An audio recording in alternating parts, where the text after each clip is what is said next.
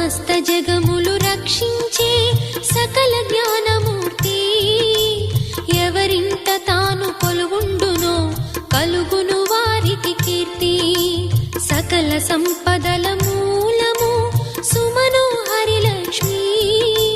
శ్రీ చక్రవాసిని మాత శ్రీ విష్ణు ధర్మ పత్ని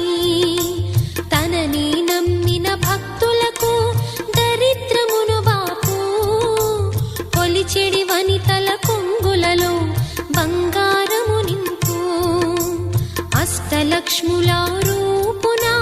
అవతారం దాచినది కష్టములను తొలగించగా భూమిలో వెలసినది లక్ష్మీదేవి కథ